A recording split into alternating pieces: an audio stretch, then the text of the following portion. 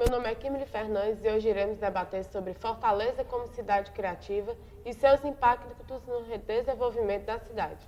A rede de cidades criativas da Unesco reúne mais de 180 municípios em todos os continentes, com o objetivo de promover a cooperação entre cidades que têm na criatividade um fator estratégico para o desenvolvimento urbano sustentável.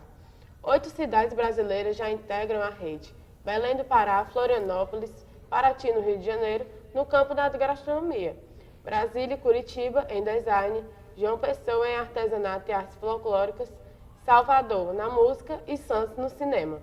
Fortaleza se tornou esse ano cidade criativa no campo do design. Para debater sobre o assunto, eu recebo a Ariane de Almeida e Davi Gomes. Prazer, gente. Bom dia. Prazer. Obrigada pela presença de vocês. Sejam bem-vindos. E para começar, vocês poderiam explicar sobre o conceito de cidade criativa? Bem, esse conceito de cidades criativas ele é muito relativo, porque na verdade ele estabelece até que ponto as cidades elas se tornam realmente criativas através da sua força de trabalho, seu desenvolvimento, o seu planejamento urbano como cidade. Então tudo isso é levado em consideração. Essa rede da Unesco, na verdade, ela utiliza algumas métricas que ajudam essas cidades a se tornarem ou a serem creditadas como cidades criativas. Isso tem uma série de dados que são levados em consideração, né? A quantidade de empregados naquele setor, a quantidade de desenvolvimento econômico que tem naquela área, o que já foi feito pela cidade nos últimos 5 anos, naquela área específica, no caso de Fortaleza, no campo do design. Então, cada uma dessas cidades, elas apresentam um dossiê, apresentam uma série de dados que comprovem que ela tem esse selo de cidade criativa, né? Eu acho que esse conceito de criatividade ele é muito, ele muda muito de cidade para cidade, né? Aqui a gente sempre fala que Fortaleza, que o cearense ele é altamente criativo nos seus métodos, nas suas coisas, né? A gente inclusive fez há pouco tempo um debate que se discutiu que o cearense tem a criatividade na adversidade, né? Então trabalhar com pouco, com escassez, com poucos materiais, com acesso difícil a algumas coisas e fazer daquilo, meio que do limão à limonada, é muito a característica da gente. Isso é o que faz com que as cidades sejam consideradas cidades criativas. Eu acho interessante também de colocar que uma cidade criativa ela não se desvincula de outros conceitos. A cidade criativa ela é uma cidade sustentável, ela é uma cidade circular, né? É uma economia circular também, e que pega muito nessa característica do cearense, que a gente tem de criar com a escassez. Então, a cidade criativa ela é também uma cidade que é preocupada com a sustentabilidade, é uma cidade que é preocupada com o processo inteiro, com o desenvolvimento inteiro do processo. O reconhecimento de uma cidade criativa visa contemplar cidades que contribuem de forma tangível para o alcance dos objetivos de desenvolvimento sustentável, por meio de ações e pensamentos inovadores. Sabemos também que Fortaleza tem um dos maiores parques ambientais da América Latina. Sabendo disso, de que forma é possível para uma cidade fazer esse link, mesclando o design e a ecologia?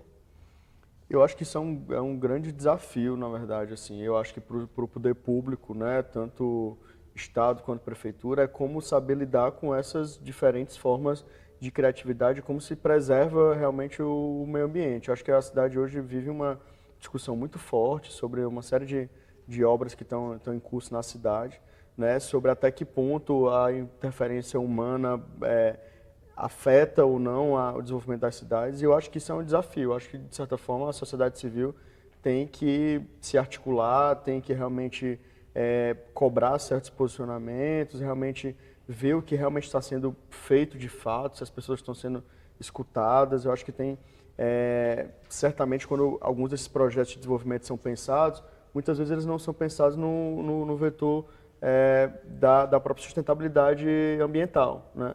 E eu acho que isso é um desafio, porque quando você coloca o design no meio disso tudo, isso funciona no design, por exemplo, no sistema de recolhimento de lixo, né? De que forma, na verdade, a gente trabalha materiais que podem ser reciclados e isso se transforma em produtos de design, como bolsas, como sapato, como uma série de coisas.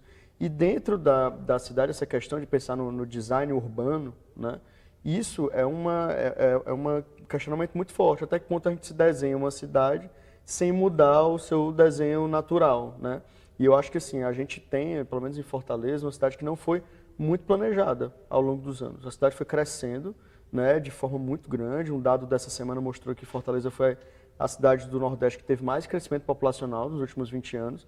Então, eu acho que se isso não for feito de forma realmente sustentável, planejada de forma bacana, corre esse risco da gente ter uma série de impactos ambientais que a gente não vai conseguir medir e a gente só vai perceber isso daqui a alguns anos.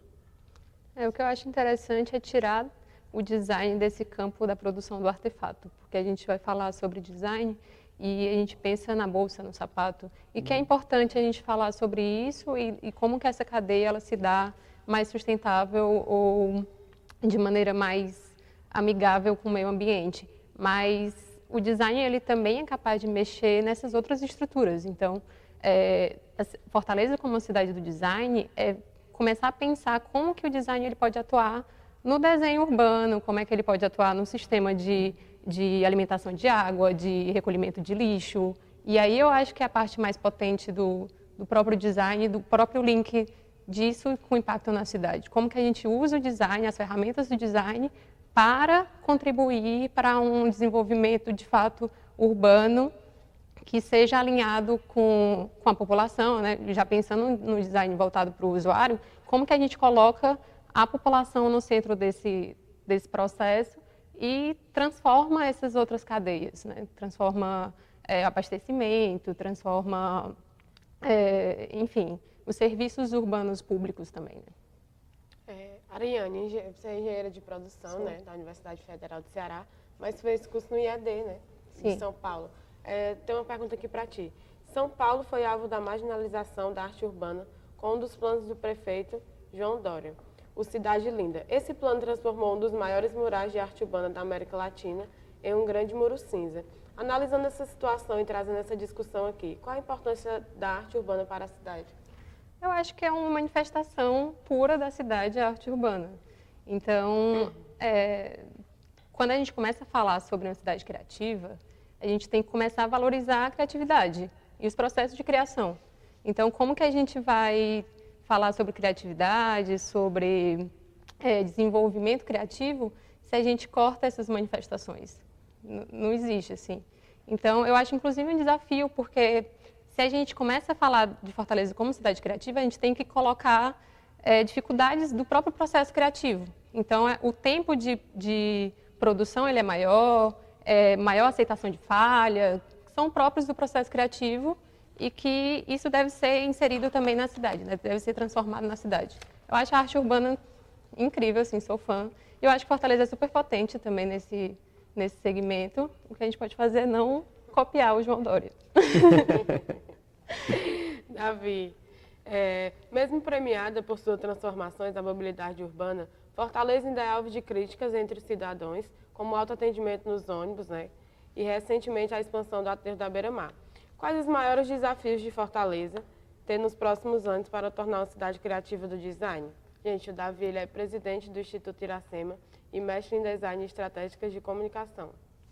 Eu acho que, assim, cada caso tem suas justificativas, né? E, assim, em relação acho que ao sistema de transporte, a mobilidade urbana, eu acho que tem uma lógica global, assim, assim, felizmente e infelizmente, a tecnologia, ela tem o seu bônus e o seu ônus, assim. Tem alguns processos e algumas dinâmicas de transporte urbano que já são caminhos sem volta, né? Essa própria questão, por exemplo, esse dado, né, de que o autoatendimento dentro dos ônibus, realmente isso é um impacto da tecnologia com a questão do desemprego, mais pessoas desempregadas, quando você imagina isso. Porém, tem-se uma corrente de pessoas que falam que esse desenvolvimento ele é um caminho meio sem volta. Hoje, por exemplo, nesse dado de Fortaleza, praticamente quase, no começo foi meio complicado para as pessoas, mas hoje quase 90% das pessoas já usam esse autoatendimento, que na verdade é o que se usa no mundo inteiro, assim, né? Então, eu acho que na verdade tem outras formas da gente avançar. Eu acho que Fortaleza nos últimos anos, ouso dizer que talvez tenha sido a capital que mais avançou em mobilidade urbana no Brasil. Então, se você for ver a quantidade de ciclofaixas, ciclovias, algumas novas formas de transporte, né? Foi lançada essa semana, por exemplo, que é uma van coletiva por meio de aplicativo, também foi lançada agora há pouco tempo, né? Se você for ver, Fortaleza reduziu em 40% as mortes no trânsito, né? Então isso, assim, com dados e com fatos e números, as pessoas nem sempre vão sentir o resultado agora, né? Mas vão perceber isso no futuro. Eu lembro quando o prefeito Fernando Haddad fechou lá a Avenida Paulista lá em São Paulo, a cidade inteira foi contra o prefeito, né? Todo mundo dizia que era inviável, que não dava certo, que era impossível, ninguém ia topar esse fechamento. Hoje em dia isso virou quase que um patrimônio da cidade, a Paulista ser fechada aos domingos, né? Quando o sistema de aluguel de bicicleta chegou aqui em Fortaleza, todo mundo dizia, isso não vai durar uma semana, todo mundo vai quebrar, o pessoal vai roubar as bicicletas. E hoje é o sistema mais utilizado do Brasil em per capita, né, em relação à quantidade de população. Então, acho que essas transformações, elas realmente têm impactos agora e outras no futuro, né? Sobre o projeto do aterro da Beira-Mar, hoje ele está sendo o alvo de alguns questionamentos e tudo, mas esse projeto ele foi fruto de um concurso de ideias em 2008, na época da prefeita Luiziane Lins, onde vários arquitetos do Brasil inteiro escreveram seus projetos de arquitetura e o arquiteto vencedor foi o Fausto Nilo, né? E essa proposição de aterrar a Beira-Mar foi uma proposição vencedora à época daquele concurso, onde várias pessoas participaram, entidades da sociedade civil, e aquilo foi discutido na época, né? E acaba que o prefeito atual, enfim, conseguiu esse financiamento e o projeto que está sendo tocado é praticamente o mesmo que foi aprovado no concurso de idade de 10 anos atrás, né? Então, essas discussões, eu acho que elas são super válidas. Eu acho que não é porque foi aprovado alguma que não tem que ser discutido. Eu acho que tem que ser discutido. Mas acho que é importante imaginar também que a gente perdeu muita faixa de areia assim, na praia. Por quê? Por uma série de ocupações irregulares. Se você for ver, a maioria dos prédios ali da Beira-Mar são todos ilegais. Nenhum deles deveria existir, porque a gente tinha faixa de areia até praticamente a subida da Barão de Studart. Então, essa ocupação ela foi indo assim, um pouco para frente. Esse sistema de aterro realmente ele causa um impacto, né? Tem alguns estudos do próprio Labomar, da própria UFC, indicando que tem um certo impacto em alguns lugares, não tem em outros. E esse modo de aterrar são coisas que realmente no desenvolvimento urbano acontecem em algumas cidades. Você vê, por exemplo, lá na cidade de Barcelona, a praia lá de Barcelona ela foi toda uma praia artificial, ela não existia, a praia lá de Barceloneta. Aquela área, por exemplo, do Aterrinho, hoje conhecida como Praia dos Crush, ela foi aterrada também, aquela praia não existia anos atrás, ela, na verdade, o mar quase que invadia a pista. Então, eu acho que essas ações, eu acho que elas devem ser discutidas, devem ser pensadas, mas eu acho que também tem que ter muito pé no chão, porque eu acho que às vezes tem muitas críticas infundadas, às vezes as pessoas nos procuram, na verdade, quem idealizou esse aterro, os arquitetos que idealizaram, que ganharam um concurso há 10 anos atrás. Então, assim, acho que é importante também trazer isso para a discussão. A pergunta era sobre desafios, né? Sim. Eu acho que é um grandíssimo desafio agora, já falando na questão do aterro, é como que a gente pega esses projetos que foram de 10 anos atrás e atualizam, né? Como que a gente faz essa virada de conceitos, porque muita coisa mudou em 10 anos, né? Assim como muita coisa vai mudar nos próximos 10 anos. Como que a gente vai transformar, por exemplo, a mobilidade daqui a 10 anos?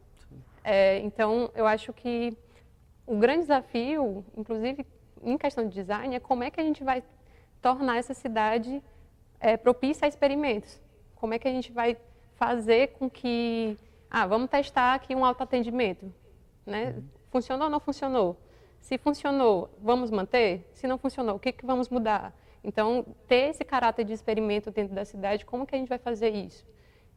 Então, eu acho que esse é um grande desafio, porque quando a gente trata de cidade, com sempre grandes verbas, grandes obras, muito tempo, é muito dispêndio de energia, é muito incômodo.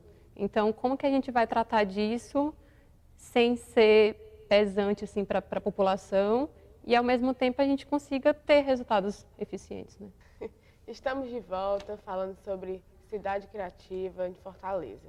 E para começarmos, vocês poderiam explicar melhor o conceito da economia criativa? Sim, a economia criativa é uma economia toda baseada, na verdade, em aspectos que sejam culturais, imateriais e, às vezes, materiais também da economia. Então, assim, quando a gente fala, se a gente bem comparando assim, é como se a gente comparasse uma indústria normal, uma indústria automobilística, por exemplo, que fabrica carros, né? Ela tem um impacto muito grande, tem uma fábrica enorme, tem um impacto ambiental muito, muito forte, né? Já, por exemplo, quem trabalha com a criação de design, ou propriamente design gráfico, ou propriamente arquitetura, ou propriamente próprio audiovisual, por exemplo, são indústrias que, de certa forma, poluem menos e têm menos impacto. A economia criativa, na verdade, com base na UNCTAD, né, que é, na verdade, o órgão da ONU que estabelece, na verdade, quais são esses critérios de economia criativa, ela estabelece algumas áreas, né? Tanto no campo de mídias digitais, né, que são todas as ações relacionadas a mídias digitais, design, animação, audiovisual, uma série de coisas. As criações funcionais, que é onde entra a parte da moda, a própria parte do artesanato, né, tudo que envolve tecnologia de materiais, né, criativos.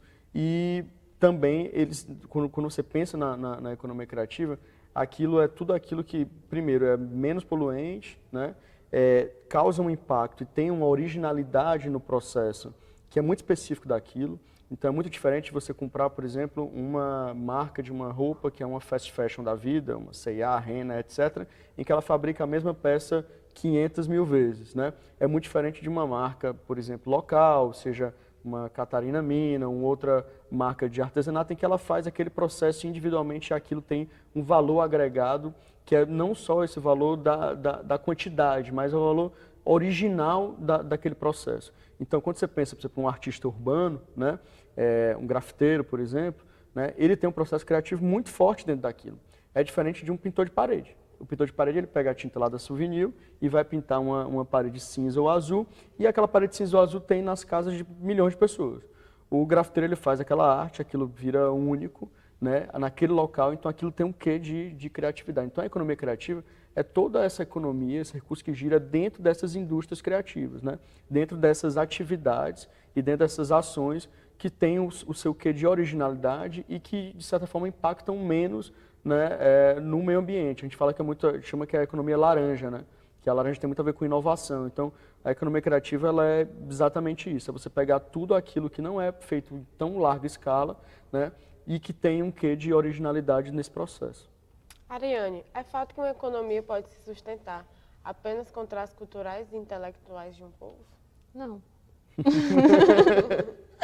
Inclusive, é uma coisa que eu ia interromper o Davi, na verdade complementar, porque é uma coisa que já vem do conceito da UNCTAD mesmo, que a economia criativa, ela considera também os capitais humanos. Isso. Também. Então, é também os capitais humanos, os capitais culturais, os capitais sociais. Então, obviamente, vai importar tudo isso, vai fazer parte da economia, mas ela é uma economia ainda assim, business, né? Ela ainda é um business. Inclusive, quando a gente fala sobre indústria criativa, é até um ponto para a gente ter uma atenção, porque a indústria, ela padroniza e ela homogeneiza. Indústria criativa, as pessoas nem têm utilizado muito também, né? Então, porque é até preocupante você colocar nesse ponto, porque o papel da indústria é padronizar e homogeneificar.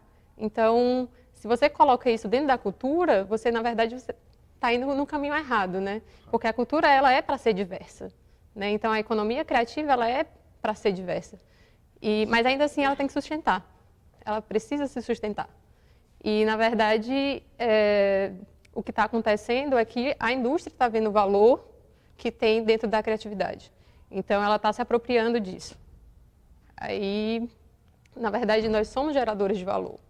Né? A indústria, a criatividade, ela é geradora de valor, tanto no seu capital humano, no seu capital social, no seu capital cultural, mas ela é geradora de valor e também necessita desse recurso para funcionar. Acho que tem uma questão aí, quando você fala de indústria, né, da economia da indústria, que na verdade, ultimamente, poucos têm colocado da indústria criativa, mas foi um conceito muito que o audiovisual usou muito, né? Porque é a indústria do audiovisual. Só que no final das contas não é indústria, porque na verdade é uma cadeia, né? Assim, você imagina câmeras, pessoas de produção, atores, editores, assim, na verdade é toda uma área, mas que no fim das contas não é uma indústria.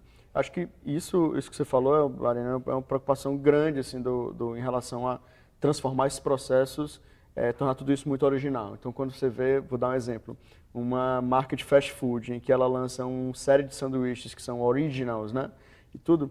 Só que aquilo é feito em larga escala, aquilo não é, sabe? Ele de verdade está se apropriando de um conceito original, mas só que produzindo em larga escala. Então é uma fake economia criativa.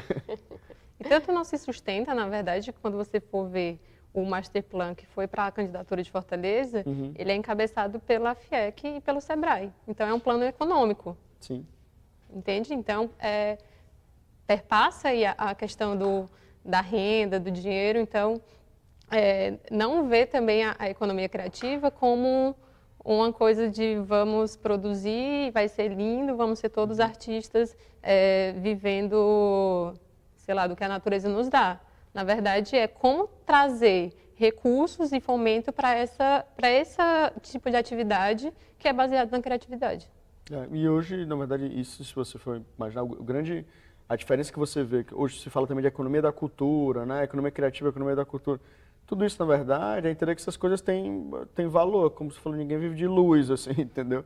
Não é porque o cara é grafiteiro que ele precisa cobrar um preço muito barato, ele não tem aquele valor que a gente também tem, assim, meio que na sociedade, de dizer assim, porque é uma coisa criativa, não tem tanto valor, não precisa pagar o que deve, assim, né? Então, muitas vezes, você vê até na própria moda, as pessoas pagam caríssimos numa marca de roupa que é feita em larga escala e, às vezes, não querem dispendiar um recurso numa roupa que é feita ali, aqui em Fortaleza, vendida numa pequena feira, né? Então, isso acho que é uma coisa que a sociedade também precisa, assim, absorver um pouco mais isso e entender que isso tem dinheiro, é business, ninguém vive de luz, assim, né? O tema do Enem esse ano tratou da democratização do acesso ao cinema. Como a economia criativa pode facilitar o acesso a esse meio cultural pela população menos favorecida? Eu acho, na verdade, que hoje, quando você for pegar a cadeia do audiovisual, antes você tinha basicamente uma plataforma audiovisual que era a TV, né? Então, poucas pessoas tinham acesso a grupos econômicos fortes, na verdade, que eram donos de direitos de televisão, e eles, na verdade, eram os donos dos conteúdos, produziam conteúdos e distribuíam. Hoje em dia, se você fala muito na internet, pega os YouTubers, pega os próprios canais de streaming, né? Como Netflix, como Amazon, como todas as plataformas aí, isso, de certa forma, apesar de estar se transformando numa indústria, mas isso, de certa forma, abre um leque de possibilidades para produtores, para pequenas produtoras, apresentarem projetos que antes tinham um funil muito estreito, né?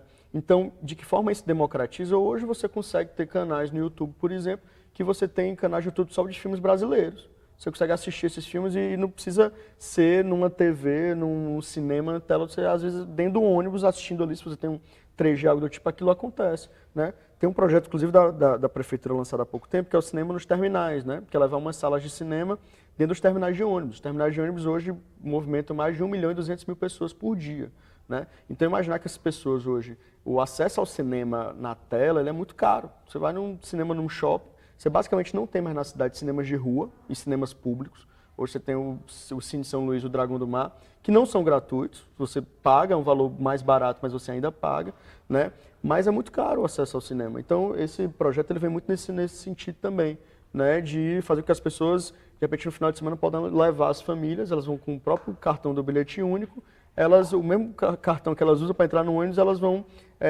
usar para entrar no cinema, sem pagar nada mais por isso, né? Isso também é uma forma de democratizar. E a economia criativa está muito nisso também, é você gerar business, gerar negócio para todo mundo, né? É um desafio grande, mas o grande desafio é esse. Eu acho que existe uma facilitação de ferramentas. Isso. Porque hoje muita gente tem celular, né? Embora estejamos falando de um cenário de privilégio aqui, mas se a gente descer nas camadas sociais, ainda assim as pessoas têm um celular. E o celular ele tem câmera, sei lá. E essa câmera ela já pode dar uma autonomia para a pessoa produzir alguma coisa, né? Produzir um vídeo caseiro, não sei. Mas também essa autonomia de assistir, de chegar a ter esse acesso mais facilitado. Eu acho que é esse o ponto. Embora eu ainda acho que o cinema em específico, assim, ainda vai demorar um pouquinho para acessar todo mundo, assim. Eu nasci em Paracuru e a primeira vez que eu vi um cinema na rua, assim, sei lá, eu tinha 13 anos. Uhum. E não tem cinema até hoje na cidade. E não é uma cidade longe. Então, imagina lá no interior do interior do interior.